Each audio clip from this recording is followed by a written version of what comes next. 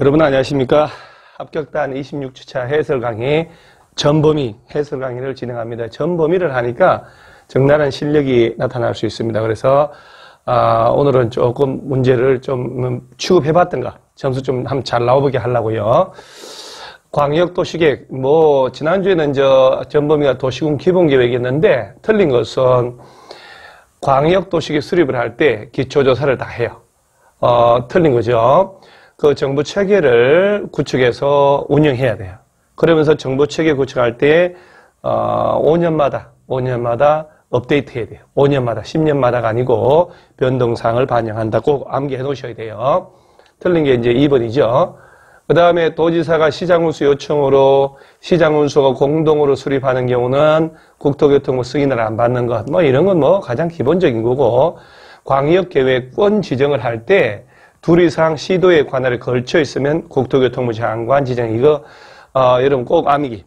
광역계획권 지정하는데 둘 이상 시도에 걸쳐서 지정된다. 여러 개 시도, 국토교통부 장관 지정. 같은 도 안에서만 지정하면 도지사. 딱 기억을 하셔야 돼요. 이거는 광역계획권 지정하는 사람. 그 다음에 국토교통부 장관, 시도, 시장 운수는 광역도시계획 수립할 때, 이것도 미리 공청회 열어서 주민, 전문가 의견을 들어야 한다는 거. 그래서 틀린 게 2번이죠. 자, 여러분요. 도시군 기본계획, 광역도시계획 절차 똑같아요. 둘 다 주민들의 의견 들을 때 공청회 한다는 것. 그러나 도시군 관리계획은 공청회가 아니라는 것. 주민들의 의견을 다 듣는 건 똑같은데 14일 이상 안을 짜서 열람시킨다는 것. 그 차이 있다는 것 꼭 알아놓으시기 바랍니다. 이게 이제 2번에 이런 문제가 여러 케이스가 크게 나왔다. 이럴 때 놀라면 안 돼요. 이런 건 답은 쉬워요.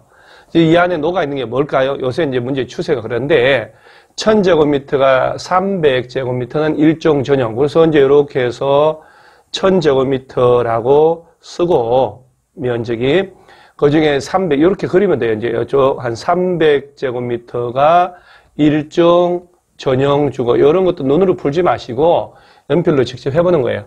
700은 3종 일반 주거에 걸쳤다. 이렇게 딱 그림을 그려놓는 거예요. 하나의 대지가 여러 개 용도지에 걸쳤는데 330 이하인 부분이 있다면 이 대지의 건폐율 용적률은 가중평균한값 적용하고 그 밖에 건축 제한은 그중에 넓은 면적에 속하는 용도 지역 제한을 받아요. 이 대지 전부는 3종 일반 주거 지역의 행위 제한을 받습니다. 그리고 건폐율 용적률은 가중평균은 그냥 곱해서 더하면 되니까 부천시 일종 전용은 일종 전용은 연립을 못 짓게 했고 이렇게 만들면 돼요.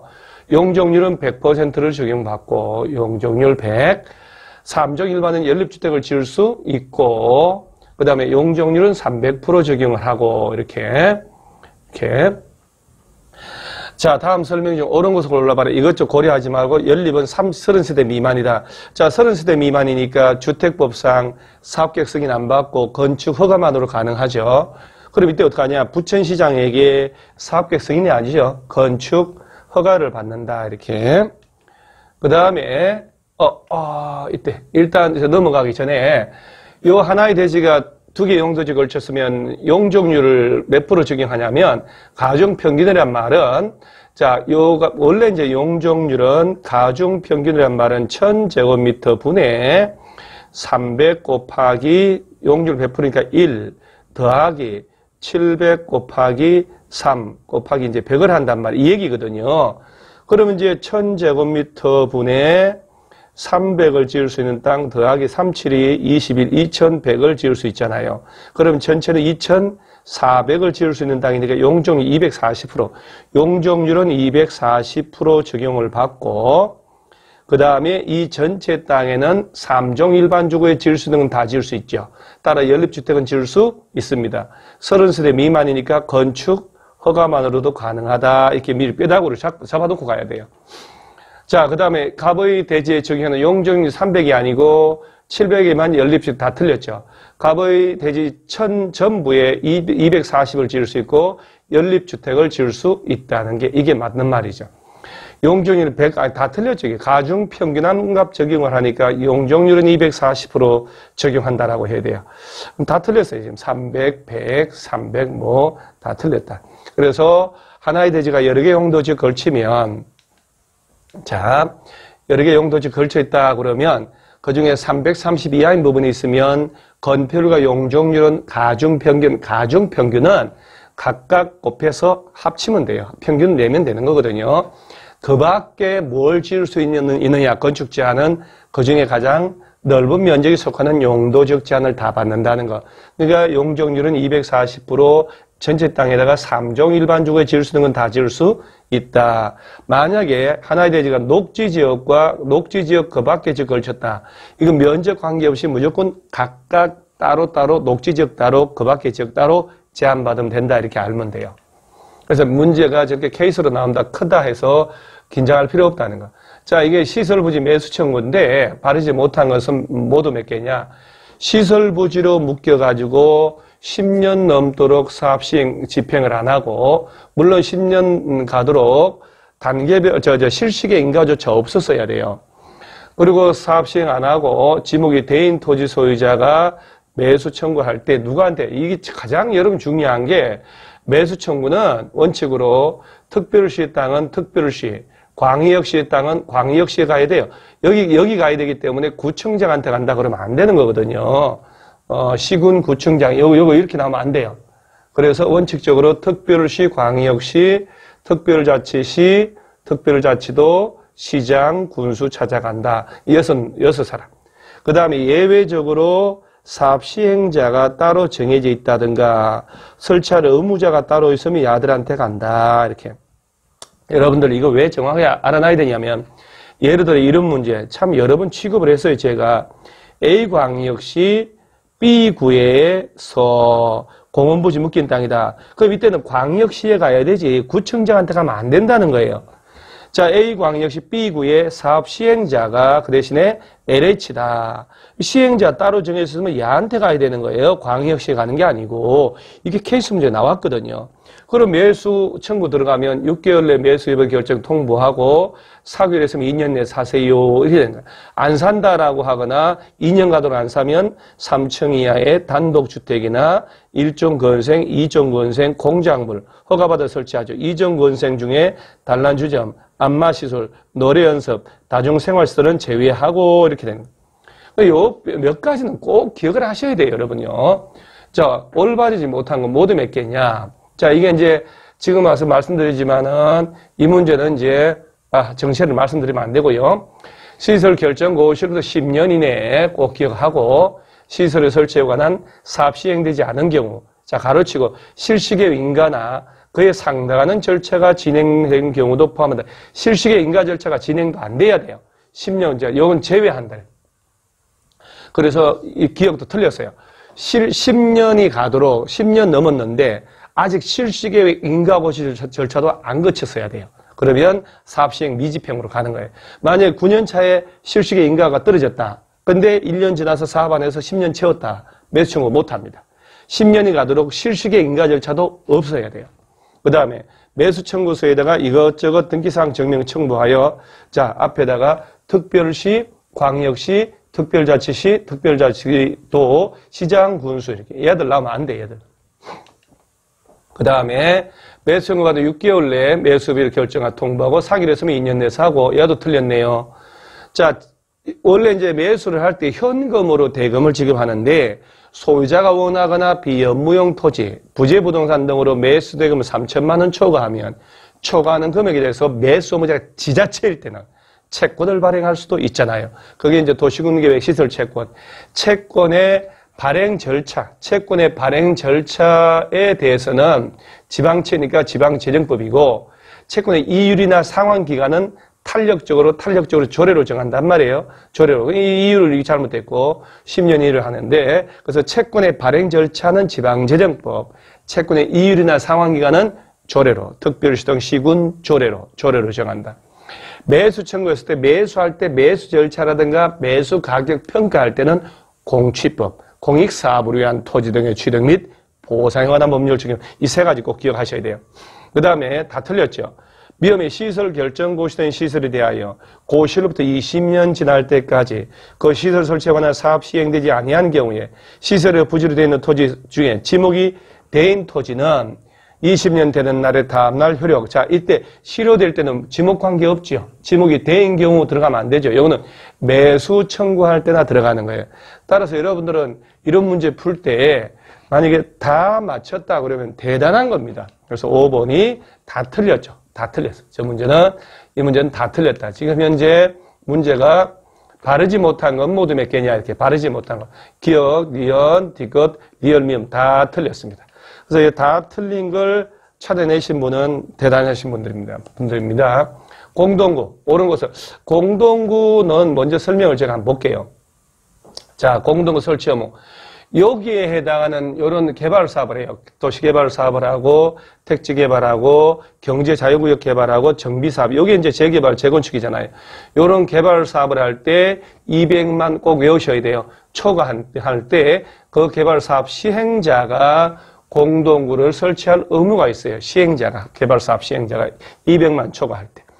공동구의 전선로, 통신선, 수도관, 열수송, 중수도관, 쓰레기수송관, 자, 수도, 중수도, 하수도 다 수용 들어간다. 일단 전선 통신 케이블 외워놓고 쓰레기 수송관 딱 하면 의무 공동에 수용할 시설 나오고, 이때 가스관하고 하수도관은 공동협의 심의를 거쳐서 수용할 수 있는 임의적 시설인데 가하라고 외워야 되죠. 그래서 얘는 공동구 협의의 심의를 거쳐서 수용할 수 있다라고 돼 있단 말이에요.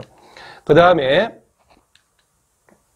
공동구 설치 비는 설치한 필요한 비용은 이 법이나 다른 법의 특별한 규정을 제외하고는 공동구 점유해서 사용할 예정자, 점용 예정자하고 사업시행자가 부담한다는 거. 일방적으로 부담하는 게 아니고. 그런데 공동구가 설치됐는데 관리는 누가 하냐? 운영관리는 특별시에서는 특별시장, 광역시, 세종시, 제주도 시장 운수. 얘들은 지금 특별자치시도 들어가야 돼요, 사실은. 그래서 예를 들어서 서울특별시 강서구 마곡지구에 도시개발 사업을 했다. 200만 넘게. 공동구는 개발사업 시행자가 설치하지만 관리는 서울시에서 설치한다는 것, 지방공사 등에 위탁을 할 수도 있고, 그 다음에 안전유지관리계획 짜을 때 5년마다 꼭 기억하셔야 돼요. 안전유지관리계획을 수립해야 되고, 그 다음에 관리자는 1년에 1회 이상 안전점검 실시한다. 요거는 최소한 외워놓으셔야 돼요. 요거는 얼마 안 되니까 그런 걸 암기하는 걸 인색하시면 안 돼요. 암기를 딱 해서 입으로 한번 떠들어 놓고 문제 나오면 풀어보고 이렇게 하는 거예요. 요새 좀 자주 나왔으니까. 자, 공동구 옳은 것은 100만이 아니고 200만. 그 다음에 공동구 설치되면 가스관하고 중수도관은 공동구 협의회 심의 거쳐서 가스관하고 하수도관이죠. 중수도관이 아니고. 자, 그 다음에 3번에 공동구 설치에 필요한 비용은 국토법이나 다른 법의 특별한 규정 제외하고는 사업 시행자가 단독, 지금 이게 보세요. 이런 식으로 표현이 돼서 나온 적도 있는데 표현이 불편하잖아요. 사업 시행자가 단독으로 부담한다라고 하면 틀리게 만드는 냄새가 난단 말이에요. 객관식 시험장 가면 좀 문장이 껄끄럽게 좀 되는 부분이 있어요. 그거 찍으면 돼요, 모르면. 그래서 사업 시행자하고 점용 예정자가 공동으로 부담한다라고 했잖아요. 자, 그 다음에 공동구 관리에 소요되는 비용을 그 점용하는 자가 함께 부담하되 부담 비율은 점용 면적 고려하여 공동구 관리자가 정한다는 걸 알아놓고요. 오케이. 다 틀렸는데 맞잖아요. 공동구 관리자는 5년마다 안전유지관리계획 짜야 된다는 거. 그래서 이런 것들은 한번 쭉 참고로 요거 한번 보시는 거예요. 몇 개 되지도 않아요. 공동구 이런 것들은. 자, 그 다음에 지구단위 계획 내용, 올바른 것은 그 지구단위 계획은 한 두세 페이지 되면 꼭 연습을 하셔야 날 잡고 한 5번을 반복하셔야 돼요. 공법 잘하는 방법은 목차별로 두세 번 읽고 기출문제를 한 두세 번, 3번 정도 반복을 하는 거예요. 많은 양을 한 번에 보지 마시고 작은 양을 여러 번 보는 게 맞습니다. 그래서 머릿속에 화날 때 다음 파트로 넘어가고 올바른 거잖아요. 개발제한구역은요, 지정하여야 한다, 그 대상이 아니에요. 시가와 조정구역이나 공원에서 해제되고 또 면적이 30만 이상일 때만 시공 30만 지정하여야 한다. 그 다음에 또 의무 대상은 정택 20년, 정비구역하고 택지개발지구 해당 사업 끝난 후 10년 지난 지역. 그래서 개발구역은 의무 대상 될 수 없어요. 이런 것들 조금 봐놓고 지정해야 한다라고 됐으니까. 농림지역이 지정된 관광휴양. 자, 관광휴양개발진흥지구는 도시지역 외 지역이면 어디라도 지정됐을 때 지구단위 계획 수립하죠. 그러니까 농림지역에다가 농림지역이다. 여기다가 관광휴양개발진흥지구 지정했다. 그러면 얘는 지구단위 계획구역 지정할 수 있어요. 그러면 이제 어떻게 되냐. 농림지역이면 건폐율이 20%, 용적률 최대 80인데 여기다가 관광휴양개발진흥지구 지정되면 40%, 100%까지 조례로 활용할 수 있잖아요. 그리고 얘를 지구단위 계획자면 여기에 1.5배, 2배까지 완화해서 지구단위 계획 수립할 수 있다. 그럼 최종 지구단위 계획으로 60%, 200%까지 할 수 있다. 이까지도 기억을 하셔야 돼요. 지구단위 계획의 경우에는 건축물의 용도 제한, 건축선에 관한 계획이 의무적으로 포함된다. 자, 용도 제한, 건폐율, 용적률, 높이 최고 최저 한도에 관한 내용은 반드시 포함하지만 건축선에 관한 내용은 의무적 대상이 될 수 없습니다. 그 다음 지구단위 계획구역 지정을 한 도시군관리계획 결정고시로부터 3년 내 지구단위계획 결정고시 되지 않으면 3년 되는 날에 다음 날이죠. 다음 날. 따라서 정답은 3번. 3년 되는 날의 다음 날 지구단위계획구역은 실효돼요. 고시를 당연히 해야 될 것이고. 그 다음에 개발행위 허가 옳은 곳은 도시지역 지구단위 안에서 면적, 자, 도시지역 지구단위에서 그러면 허가를 받는다.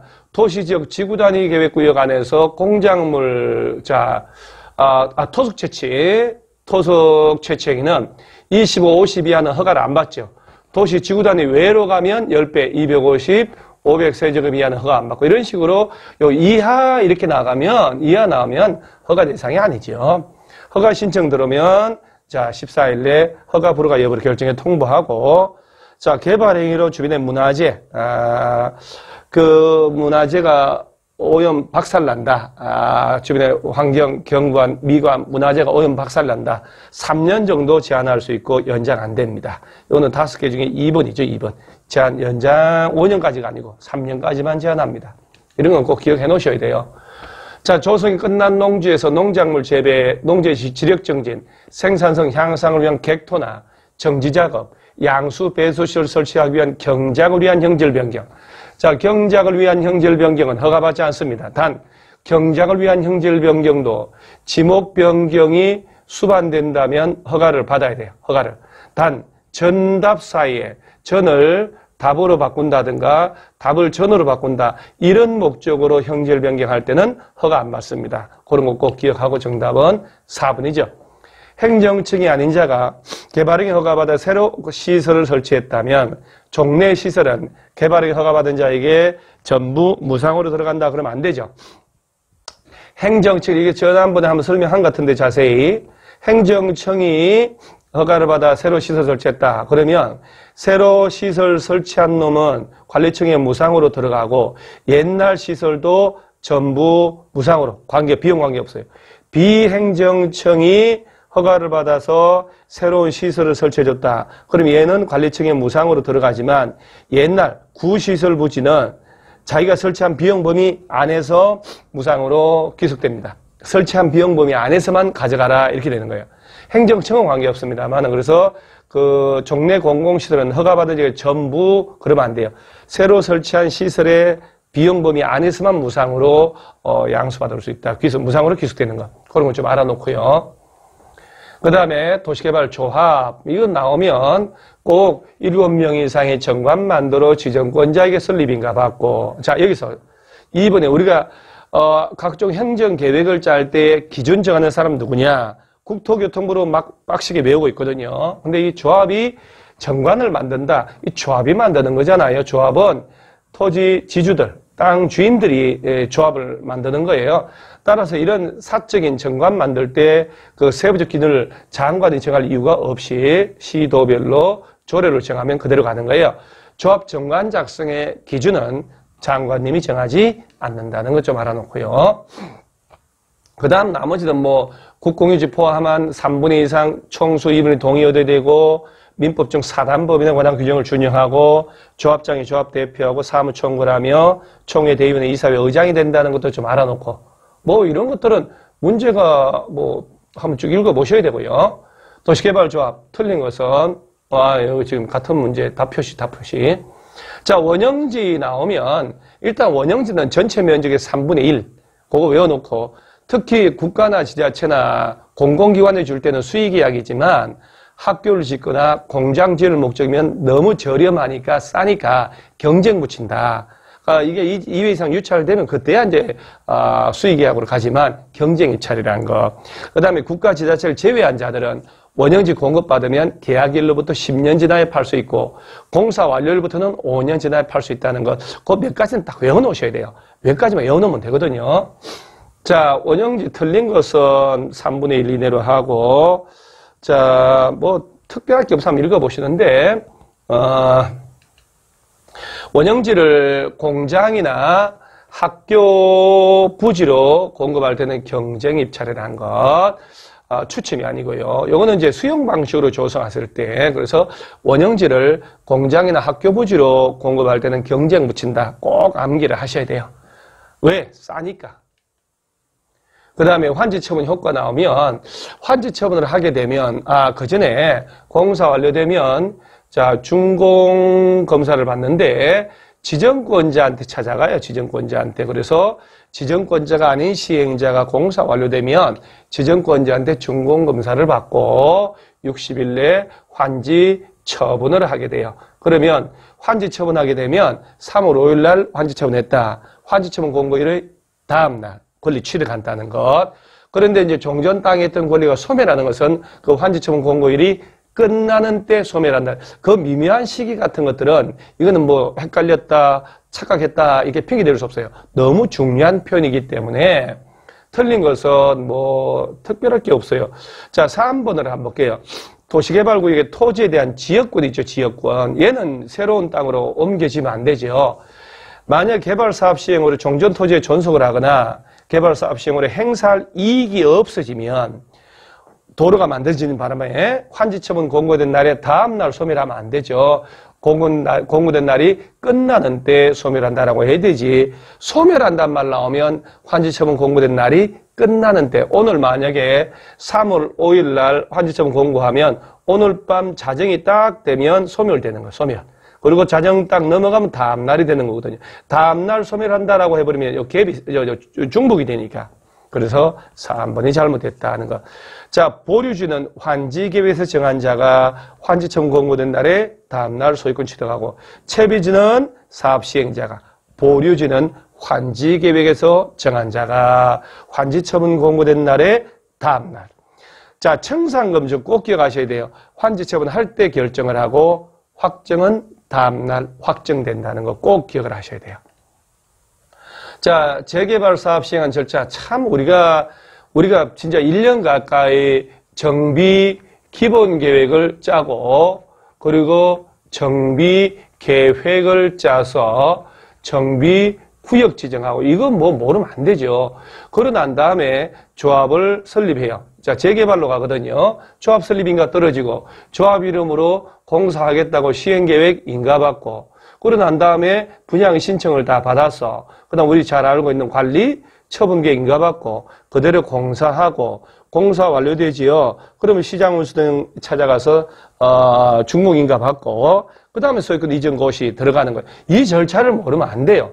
이런 거 항상 나올 때 재개발로 나오거든요. 재개발. 그래서 정비 계획을 먼저 짜고 구역 지정을 해요. 그리고 조합을 만들어야죠. 주고 나서 하나. 조합 이름으로 아파트 짓겠다고 건축허가 받는 게 사업시행인가거든요. 그리고 분양 신청 받아서 관리 처분인가 받고 소유권 이전. 그래서 이런 절차 시험을 냈는데 만약에 틀렸다 그러면 그건 아니에요. 그래서 만약에 여러분 중에 10분을 틀린 사람이 있으면 그날은 국수도 먹으면 안 돼요. 만두 한 판 정도만 먹고 10개 이상 맞추면 국수나 라면 먹고 15개 먹으면 15개 정도 맞추면 이제 삼겹살, 돼지갈비 좀 드시고 20개 다 맞췄다 그러면 소고기로 가는 겁니다. 한우로. 자, 그 다음에 정비법상 조합의 임원, 정비적 관리, 전문 관리인, 이게, 꼭 기억을 하셔야 되는데, 여기를 제가, 이걸 제가 거기 안 넣네요. 꼭, 정신없습니다. 이사수는 3명 이상으로 하고, 감사수는 1명 이상, 3명 이하로 하고, 이거 꼭 소리내서 외우셔야 돼요. 그 다음 나머지는 맞죠? 이게 틀렸고.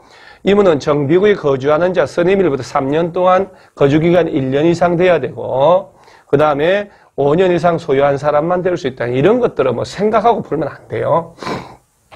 조합장이라는 사람은 선임일부터 관리처분계획 인가받을 때까지 사업시행가가 아니고 계속 거주해야 된다는 거. 다 틀리고 5번이 맞죠. 조합 임원이 사임이나 해임, 임기 만료, 불가피한 사유로 직무 수행할 수 없는 때에는, 그리고 그때부터 6개월 이상 선임이 안 되면 시장군수 등은 변호사 등등 회계사 등으로 하여금 공인중개사도 들어가면 좋은데, 일정한 조건을 갖춘 자를 전문조합 관리인으로 선정해서 임원의 업무를 대신하게 할 수도 있다. 그래서 사임이 해임되고 했는데 직무를 수행 못하는데 그때부터 6개월 이상 선임이 안 됐다. 이거 한번 읽어 놓는 거예요. 전문조합 관리인을 선임할 수 있다는 것 좀 알아놓고요. 그 다음에 관리처분계획 관련된 것은 반드시 외워놔야 되죠. 요거 제가 지금 해설을 먼저 한번 볼게요. 재개발 사업의 경우에 관리처분은 시도 조례로 분양주택의 규모를 제한하면 그 규모 이하를 하고, 한 개의 건축물의 대지는 한 필지 토지가 되도록 해야 되는데, 주택 아파트 단지로 조성할 때는 그러하지 않다. 굳이 아파트 단지를 조성해서 재개발할 때는 한 필지일 필요는 없다는 얘기예요. 그 다음에, 정비사업의 재산 권리를 평가할 때 어떻게 하냐면은, 재개발하고 재건축 꼭 기억하셔야 돼요. 재개발은 시장군수 등이 선정 계약한 2인 이상 그러면 돼요. 무조건 시장군수 등이 선정한, 재건축은 시장군수 등이 선정 계약한 1인 이상 평가업체하고 총회 의결 거쳐 선정 계약한 1인 이상, 이걸 서로 바꾸면 안 된다는 거예요. 그냥 재개발은 공적 사업이기 때문에 시장군수 등이 선정한 2놈 이상 평균한 가격, 재건축은 사적 개발이거든. 그러니까 시장군수 등이 선정한 평가법인 한 군데 이상. 그 다음에 조합에서 선정한 평가법인 한 군데 이상 산술 평균한다 해서 그걸 서로 바꿔서 얘기하면 안 된다는 것 좀 알아놓으시고요. 그래서 한번 볼까요? 옳은 것은 재개발 사업의 관리 처분은 단지의 경우 주택 단지다. 한 개 건축물의 대지는 한 필지가 터도록 이게 할 필요가 없는 거예요. 아파트 단지라면 그런 거 관계 없습니다. 한 필지가 아니어도 괜찮아요. 재건축 사업의 관리 처분 계획에서 분양 대상자별 분양 예정 건축물의 추산액을 평가할 때, 재건축, 시장군수 등이 선정 계약한 2놈 이상 평가업자가 평가한 금액 산수. 이건 재개발로 가야 돼, 재개발. 그래서 틀렸고, 옳은 걸 찾는데, 죄송합니다. 오늘 제가 컨디션이 안 좋습니다. 재개발 사업에서 지방자치인 토지 등의 소유자에게는, 국가나 자치단체나 LH 등에다 줄 때는 가진 수만큼 줄 수 있어요. 그래서, 하나 이상을 가졌을 때 하나만 준다 그러면 안 되고, 가진 수만큼, 지자체니까. 그 다음에 재건축 사업에서 주택 분야에 관한 권리를 포기하는 토지 등의 소유자에 대한 임대주택 공급에 따라 관리처분계획 변경할 때는 신고하는. 원래 인가받은 관리처분계획 변경할 때도 인가받습니다만은 임대주택으로 가자 해서 경미한 변경은 신고만 하면 된다. 이게 자주 나오는 표현이죠. 꼭 기억을 해놓으시고, 주거환경 개선 사업의 사업 시행자는 반드시 관리처분계획 수립해서 시장군수니까 주거환경 개선 사업은 4가지 방식 혼용할 수 있잖아요. 스스로 보전정비 개량, 깔끔하게 수용, 환지 또는 인가받은 관리처분계획. 관리처분계획은 4 중에 하나입니다. 반드시라고 하면 틀렸죠. 그래서 이 정도 문제는 좀 어려운 레벨이지만 이런 기본 좀 공부해서 깔끔하게 푸셔야 돼요. 건축법 용어 바르지 못해 이런 것들도 지하층이란 해서 2분의 1 이상이다 맞는 말이고, 건축물 토지에 정착하는 공작물 중에 지붕과 기둥 또는 벽, 니은 틀렸죠. 리모델링은 건축물은 대수선하거나 일부를 증축하거나 개축하는 3가지, 주택법은 2가지, 대수선, 증축. 그래서 구분 딱 하시라는 거. 도로란 보행과 자동차 통행 가능한 너비, 보행과 꼭 주의하고 4m 이상의 도로나 그 예정 도로를 말한다. 콜. 건축은 신축, 증축, 개축, 재축, 이전을 말한다. 이렇게 따라서 자, 두 개가 틀렸습니다. 그 니은하고 미음이죠. 이 정도는 뭐 우리 껌이다. 건축허가 사전결정. 자, 사전결정은 허가 대상일 때 허가권자한테 가서 한다는 것 알아놓고 제일 중요한 게 사전결정 통지 받으면 2년 내 건축허가 신청 안 하면 사전결정의 효력이 없어진다는 거. 뭐 특별할 게 없어요. 허가권자한테 가고 신청자가 고려할 사항을 포함해서 결정해달라 할 수 있고 자, 만약에 사전결정 통지로 개발행 허가가 의제된다면 허가권자는 그 사항에 대해서 사전결정에 앞서 관련 부처하고 협의를 미리 해야 돼요. 그래서 계산농하라고 개발행 허가, 산지 전용 허가, 농지 전용 허가, 하천 점용 허가를 받은 것으로 본다라고 했으니까 교통영향평가서금도 동시 신청할 수 있고 자, 5번 주의. 사전결정 통지받고 2년 내 착공신고가 웬일입니까? 건축 허가를 신청하지 않으면 사전결정 효력은 없어진다. 건축 허가 신청하지 않으면 이렇게. 자, 15분에 공개공제. 여러분 대지 공개, 조경 공개공제 이거 틀리면 안 되는데 이 문제 무지하게 틀립니다. 공개공지 면적은 대지 면적의 100분의 10 이하라고 했는데 자꾸 저렇게 건축 면적으로 바꿔놔도 막 푼단 말이에요. 건축 면적의 10%라는 게 말이 돼요? 대지 면적의 10% 이하 범위에서 조례가 정하는 긴 의자, 조경 같은 걸 설치하면 건물 지을 때 용적률 높이를 1.2배 완화할 수 있다. 위로 가는 걸 완화한단 말이에요. 뭐 나머지 금방 다 얘기한 거니까 따라서 이런 것들 틀려버리면 정말 속상합니다. 모르는 게 아니고 안 배운 게 아니기 때문에 실수로 틀리는 거거든요. 꼭 체크를 하시고 자 16분의 용어 틀린 것은 토지 임대부 분양주택 요것도 한번 읽어 나중에 제가 좀 설명할 텐데 토지의 소유권은 땅은 소유권은 사업계획 승인받아 임대부 분양주택 건설하는 사업시행자가 가지고 사업시행자가 위에 이제 아파트를 지었을 때 요 건축물하고 복리시설 소유권만 주택을 분양받은 자가 그러니까 땅은 안 취득하고 건물만 분양을 하는 거예요. 그래서 이걸 토지 임대부 분양주택. 그러니까 반값 아파트의 이론이 바로 여기서 나오는 거예요. 근데 이런 건 뭐, 내가 진짜 재테크, 내가 재산 정식 수단으로는 안 할 것이라는 거예요. 그래서 내가 들어가 산다는 개념으로는 유용한 제도입니다. 맞는 말이고. 준주택 5단옥이라고만 외우면 오피스텔, 다, 노, 기 맞다 할 텐데 항상 제가 입으로 떠들으라고 했죠. 오피스텔, 다중생활선, 노인, 복지주택인데 노유자 시설이 아니란 얘기예요. 세대 구분형 공동주택은 구분 소유할 수 없는 만 알면 되죠. 따라서 2번이 잘못돼서 2번이 주택 단지가 나오는 것이고 간서시설 꼭 읽어보고요. 따라서 준주택은 오피스텔, 다중생활시설, 노인, 복지주택을 말한다. 이렇게 해요.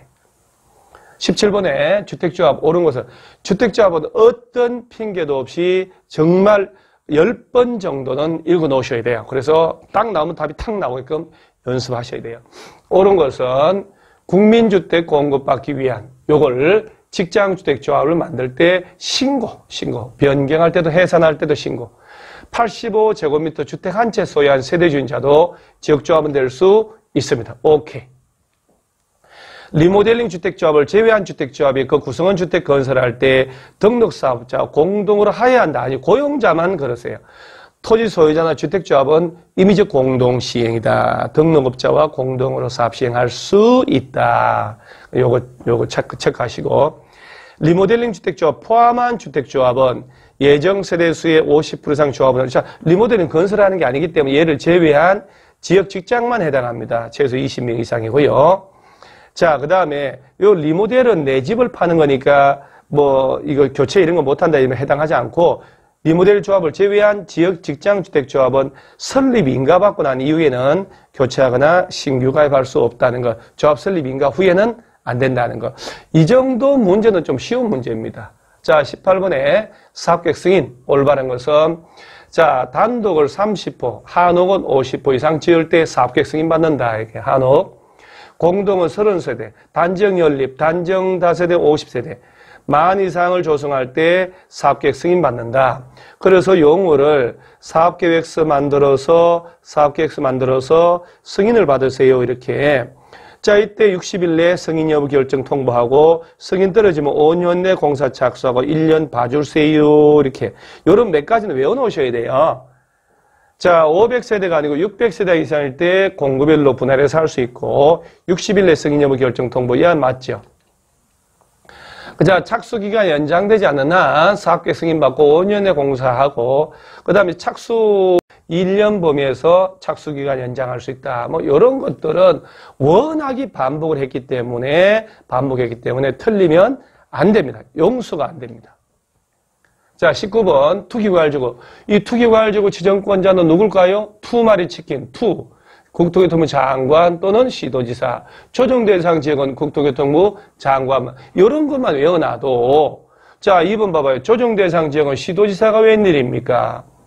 자, 그 다음에 1번 같은 경우에, 자가주택 비율이 전국 평균 초과한데 못 올라고 지정합니까? 지정하지 않죠. 전국 평균 이하일 때 지정하죠. 투기과열지구 지정기간이 없어요. 그러니까 필요하면 풀고 지정하고. 자, 투기과열지구 지정되면 지구 내 주택은 전면 아니죠. 투기과열지구가 지정됐을 때 투기과열지구에서 입주자로 선정된 분양권의 지위를 못 팔게 하는 거죠. 선정된 날부터 내 명의로 잔금 치르고 소유권 이전 등기할 때까지 못 판다. 이렇게 되는 거예요. 기존 주택은 아니죠. 그 다음에 5번에 이제 조정대상 지역으로 지정된 지역의 시군구는 유지할 필요가 없다라고 하면 장관 찾아가서 해제를 요청할 수 있는데 이걸 시군구가 아니고 그 지역의 토지 등의 소유자들이 가서 요청할 수 있다라고 한 적이 있어요. 소유자들이 가서 요청하면 안 되죠. 시군구에서 요청할 수 있습니다. 그래서 이 정도 한번 읽어놓고 자, 농지법에서 요번에 이제 개정된 것 때문에 몇 번 얘기했죠. 위탁경영, 대리경작, 임대차, 무상사용 한번 설명하려고. 대리경작 기간은 따로 정하지 않으면 3년으로 하고 임신 중이나 분만 후 6개월 미만이면 위탁경영 가능합니다. 대리경작 농작물의 자는 100분의 10, 콩 10가마 중에 1가마, 100분의 10을 2달 내에 줘야 됩니다. 이건 뭐 간단하죠. 임대차 기간 꼭 외웠어요. 3년 이상을 하지만 임차인이 농작물 재배시설로서 온실, 비닐하우스 같은 거 설치했다면 5년 이상을 한다는 것. 임대차 계약은 등기 없는 경우도 소지를 관하는 시급 면적 확인받고 인도받으면 그 다음 날부터 제3자 효력이 생긴다는 것. 이런 것들은 꼭 한번 읽어서 확인을 하시기 바랍니다. 자, 여기까지가 지금 우리가 두 번째 전부에 대한 문제죠. 역경이 지금 딱 힘들 때입니다. 30일 정도 남았는데 한 달 정도, 30 조금 더 남았죠. 그를 둘러싸는 환경 하나하나가 모두 불리한 것으로 생각된다. 그러나 사실은 그것들이 몸과 마음의 병을 고칠 수 있는 힘이요, 약이 될 수 있다는 거. 그래서 순간순간 힘든 일이 있다. 이 또한 지나갈 것이다. 그래서 나는 꼭 합격한다 해서 견디는 자양분으로 삼으셔야 돼요. 그래서 이런 걸 읽으면서 여러분 꼭 합격할 수 있다는 생각을 하셔야 돼요. 그래서 오늘 문제 제가 뭐 농담으로 국수 드세요, 삼겹살 먹고 소고기 먹으라 이렇게 했지만 농담이지만 그런 것들 이제 털고 틀리면 틀린 부분을 복습을 하시고 맞으면 내가 확실히 알아서 자신감을 가지시고 그래서 꼭 합격할 수 있다는 자신감 가지시기 바랍니다. 그래서 오늘 해설 강의를 이걸로 마칩니다. 참, 이 보면 볼수록 탐이 나는 그림입니다. 꼭 복습을 하시고 꼭 힘을 내시기 바랍니다. 자, 오늘 해설 강의 이걸로 마치겠습니다. 수고하셨습니다.